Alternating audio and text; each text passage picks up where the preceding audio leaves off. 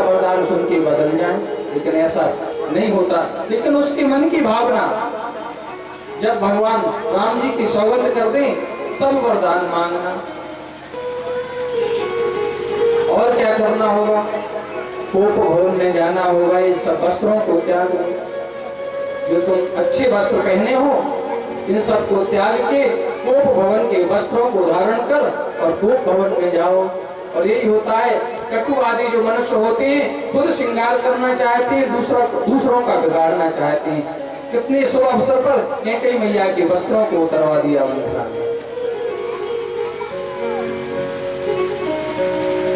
कैकेयी मां वस्त्रों को उतारकर फटे पुराने वस्त्रों को पहनकर और कोप भवन में प्रवेश कर जाती हैं। सब प्रकार से तो गुरु ने जब पढ़ा दिया है तो बिल्कुल सारी बातें पक्की हैं। इधर तैयारियां चल रही हैं। अब महाराज दशरथ जी ने सोचा सुबह तो राजअभिषेक तो होना ही है, अब कैकेयी से क्यों ना चर्चा की जाए। गयो कैकेयी गए। जैसे ही कैकेयी के भवन में पहुंचे तो वहां कैकेयी नहीं, बुलाया महारानी कैकेयी नहीं। दासी से पूछा महारानी कहाँ है? तो किसी दासी ने कहा महारानी तो कोप भवन। कोप भवन में, जैसे कोप भवन का नाम सुना, जब घर परिवार में कोई विवाद होता है राजघराने में, तब कोप भवन में महारानियां पहुंचती थी। कोप भवन सुन सखचू राव। कोप भवन का जैसे नाम सुना तो महाराज संकुचित हुए, कोई बात है? क्या बात हो सकती है?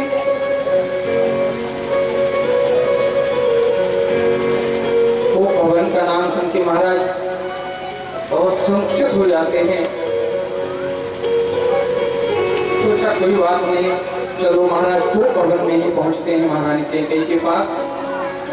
और जैसे स्वरूप को देखा कैकेयी के, महाराज सोचने लगी इतनी बड़ी कोई बात है ही नहीं, जितना बुरा भेष कैकेयी बनाए हुए हैं कोप भवन में बैठी हैं। पूछा क्या बात है, कारण तो बताओ। हे सुमुख नैनी, हे पिकुबैनी, मुझसे कहो कौन सा कारण है जो तुम यहाँ आई हो? कैकेयी मैया कहने लगी मुझसे हाथ मत लगाओ, मुझे छुओ मत। मैं कौन हूँ तुम्हारी जो तुम मुझसे पूछने आए हो? ये तो कौशल्या जी से जाकर पूछो क्या करना है। मैं हूँ कौन आपकी जो मुझे मनाने के लिए आप यहाँ तक आए हैं? महाराज कहते हैं कैकेयी तुम्हारे लिए, तुम्हारे मन में क्या हो गया है आज, क्या है ये सब? लेकिन कैकेयी मानने वाली नहीं है। कहो कहीं रंग कहीं करूं नरेशु, कहो कहीं नृपय निकारूं देशु। महाराज दशरथ जी कहने लगे महारानी आदेश करो, किस भिखारी को राजा बना दूं और किस राजा को भिखारी बना दूं? कैकेयी मैया कहने लगी ना मैं किसी को राजा बनवा रही हूं ना भिखारी, और बनवाऊंगी भी तो तुम मानोगे क्या मेरी बात? इसलिए मुझसे मत बोलो, मैं तो यहीं ठीक हूं।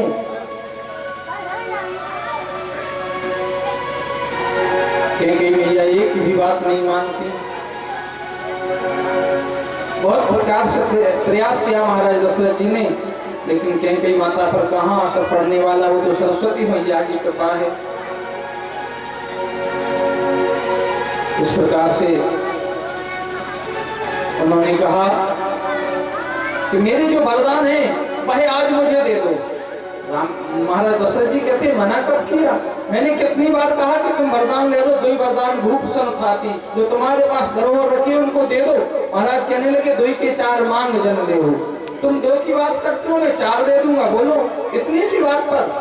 और कोप भवन, ये तो बगैर कोप भवन के भी कह सकती थी कि महाराज मुझे आपसे धरोहर, जो मेरी धरोहर है आपके पास वह मुझे दे दो। दो की बात क्या है, ये चार दे दूंगा। कैकेयी मैया कहती हैं ये तो बातें हैं, कहते हो मांग लेना, देना लेना कुछ है नहीं, मैं आज मांगती हूँ मुझे दे दो। महाराज बड़े प्रसन्न, कोई बात, कोई बड़ा विषय थोड़ी है।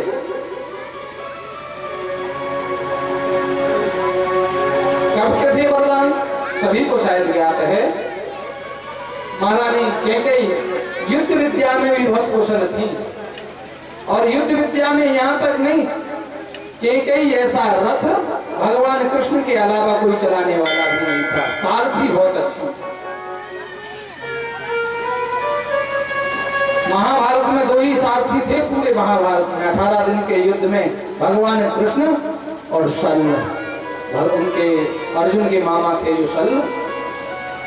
जब अर्जुन से युद्ध करने के लिए जब कर्ण जाने लगे तो उन्होंने कहा कि कृष्ण जैसा सारथी यदि मेरे पास होता, कर्ण ने कहा तो मैं अर्जुन को मार देता। कौन है ऐसा सारथी? तो शल्य के लिए चुना गया। मामा शल्य मन की इच्छा से रथ को चलाने वाले हैं, कृष्ण के समान सारथी हैं। या फिर मैया कैकेयी ही रथ को चलाते और भगवान कृष्ण तो इस प्रकार से रथ चलाते थे, सारथी रथ हाँको तुम बांको, जैसे चले कुम्हार को चाको।